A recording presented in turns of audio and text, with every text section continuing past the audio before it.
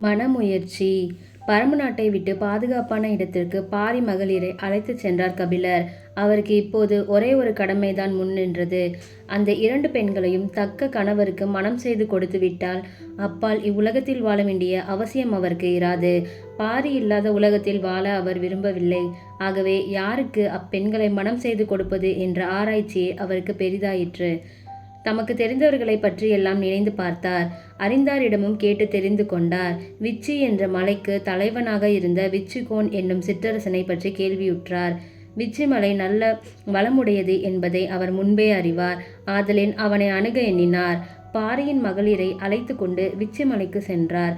பலமுறை வேண்டிய பின்னர் வருவதற்குரிய அந்த பெரும்புலவர் தன்னை நாடி வந்ததனை அறிந்து விச்சிகோன் வியந்தான்.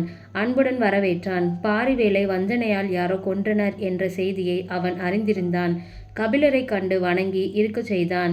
அவருடன் வந்திருந்த பெண்களை பார்த்தான். அப்போது தாம் வந்த காரியத்தை கபிலரை சொல்லத் தொடங்கினார்.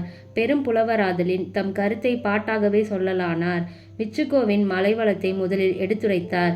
நின் மலையில் குளிர்ந்த சாரலில் பலாமரங்கள் ஓங்கி வளர்ந்திருக்கின்றன. பச்சை பசேலென்று தலைத்த இலைகளும் கண்டால் நாவில் நீர் ஊறச் செய்யும் கனிகளும் அவற்றில் நிறைந்துள்ளன. பலாப்பழத்தை அங்குள்ள ஆண் குரங்கு பறித்து உண்டு அதன் சுவையை உணர்கிறது. உடனே தன் மனைவியாகிய மந்திக்கும் கொண்டு போய் அதனை அழித்து உண்ணச் செய்து மகிழ்கிறது.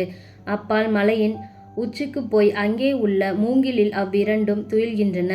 இத்தகைய காட்சிக்கு இடமான மலையை உடையவனே, பனிவரை நிவந்த பாசிலை பலவின் கனிகவர்ந்து உண்ட கருவிரர் கடுவன் சென்முக மந்தியோடு சிறந்து சேன் விளங்கி மலைமிசை அறியா மால்வரை அடுக்கத்து கலைமிசை துஞ்சம் கல்லக வெற்ப.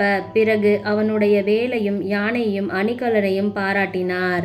பகைவருடைய உடலின் நினத்தை தின்று கழித்த நெருப்பு போல பளபளக்கும் இலையுடைய நெடிய வேலையும் போர்க்களத்தை தன் ஆற்றலால் தன்னுடையதாக்கி கொண்டு சீரும் எதற்கும் அஞ்சாத கடுமையுடைய யானையையும் ஒளிவிடும் மணிகளை பதித்து செய்த வளைந்த அணிகலன்களையும் பெற்ற விச்சிக்கோவே, நினம் தின்று செருக்கிய நெருப்புத்தலை நெடுவேல் களங்கொண்டு கனலும் கடுங்கன் யானை விலங்குமடி கொடும்பூன் விச்சிக்கோவே. பின்பு பாரி மகளிரை இன்னார் என்று கூறினார். இவர்கள் யார் தெரியுமா? எப்போதும் அலங்கரித்து வைத்தாற்போல மலர்களை பெற்று விளங்கும் முல்லை கொடியானது புலவர்களைப் போல நாவில் தழும்பு உண்டாகும்படி பாடாவிட்டாலும் அதன் தளர்ந்த நிலையை நோக்கி ஒலிக்கும் மணியையுடைய என் தேரை இது கொழுக்கொம்பாக கொள்ளட்டும் என்று கொடுத்தவன் பரவிய புகழையுடையவனாகிய பாரி. அவனுடைய மகளிர் இவர்கள்.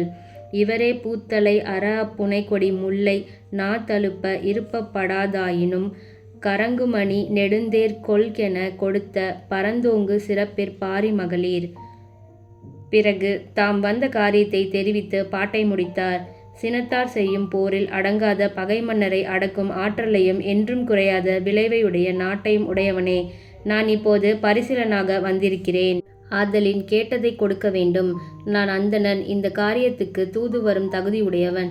நீயோ யார் யாரை எப்படி வணங்க செய்ய வேண்டுமோ அப்படி அடக்கும் வாழ்வீரன். ஆதலின் இப்பெண்களுக்கு ஏற்ற கணவன். உனக்கு நான் இவரை மணம் செய்து கொடுக்க எண்ணுகிறேன். நீ கொள்வாயாக. யானே பரிசிலன் மன்னும் அந்தணன். நீயே வரிசையில் வணங்கும் வாள்மேம்படுனன். நினக்கியான் கொடுப்ப கொன்மதி சினப்போர் அடங்கா மன்னரை அடக்கும் மடங்கா விலையுள் நாடு கிழவோயே. கபிலர் இதை கூறியவுடன் விச்சிகோன் அப்படியே ஆகட்டும் என்று சொல்லவில்லை. சற்றே யோசித்தான். என்ன யோசிக்கிறாய் என்று கேட்டார் கபிலர். மூவேந்தரும் பாரி மகளிரை விரும்பி போர் செய்ததை அவன் அறிந்தவன். அவரை தான் மணந்து கொண்டால் அந்த மன்னர்களின் பகை தனக்கு நேருமோ என்று அவன் அஞ்சினான். அதனால் தன் வாயிலை தேடி வந்ததும் திருமகளை போன்ற அந்த அழகிகளை மணக்கும் துணிவு அவனுக்கு உண்டாகவில்லை. தன் கருத்தை குறிப்பாக கபிலருக்கு தெரிவித்தான். காதல் செய்து மனம் புரிய வேண்டிய அக்கன்னியரை வற்புறுத்தி ஒருவனுக்கு அளிக்க கபிலருக்கு மனமில்லை. மேல் ஒன்றும் பேசாமல் அவர் பாரி மகளிரை அழைத்து கொண்டு விச்சிகோனிடம் விடை பெற்று புறப்பட்டு விட்டார். மூவேந்தர்கள் பாரியினிடம் தூதுவிட்டு மணக்க விரும்பிய பெண்கள் அவர்கள். அறிவிலும் பண்பிலும் மிக மிக சிறந்தவர்கள். அவர்களை முடிமன்னர்களுக்கு கொடுக்க மாட்டேன் என்று மறுத்தான் பாரி.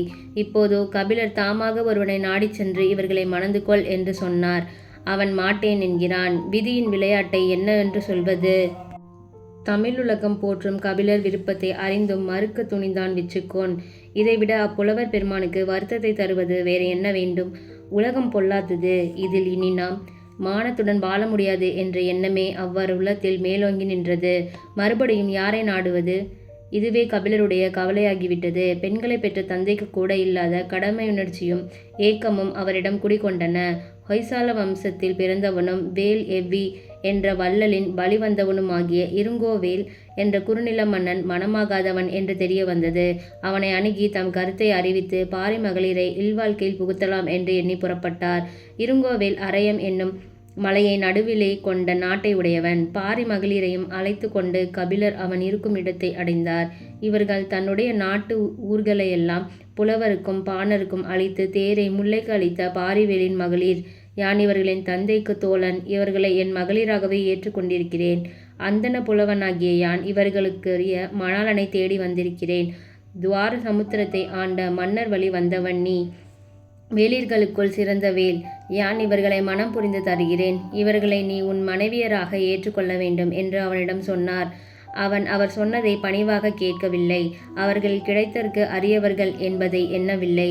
எங்கோ பிறந்து வளர்ந்த பெண்களை ஒரு தொடர்பும் இல்லாத நீர் கொணர்ந்து தர நான் மனம் செய்து கொள்வதாவது என்று இழிவு குறிப்பு தோன்ற பேசினான். யாருடைய வாயிலுக்கும் சென்று எனக்கு இன்னது வேண்டும் என்று கேட்டறியாத கபிலர் அங்கே வாய்த்திருந்து தம் விருப்பத்தை சொல்லியும் இருங்கோவேல் கேட்கவில்லை. விச்சுக்கோன் அந்த பெண்களை மணக்க மறுத்த போதே அவருக்கு மிக்க வருத்தம் உண்டாயிற்று. அவன் தக்க காரணத்தை கூறினான். இங்கே இருங்கோவேலோ எடுப்பாக பேசினான். இவனை குறை கூறி பயனில்லை. நாம் வலிய வந்தது பிழை என்று தம்மை தாமே அப்புலவர் பெருமான் நொந்து கொண்டார். பாரியை பிரிந்து இடிந்து போன அவர் நெஞ்சம் இப்போது சிதறியது. கோபமும் மூண்டது. புலவர்களை புறக்கணிப்பதனால் என்ன கேடு உண்டாகும் என்பதை நீ உணரவில்லை. உன்னுடைய குலத்தில் முன்பு ஒருவன் கலாத்தலையார் என்ற புலவரை இகழ்ந்தான். அதனால் அவன் மயங்கி மாய்ந்தான். அவனுடைய அரையம் என்ற நகரம் அழிந்தது. உங்கள் குலத்தில் அப்படி ஒருவன் இருந்ததை நினைக்காமல் எவ்வி என்பவன் பிறந்த குலமாயிற்றே என்று எண்ணி வந்தேன்.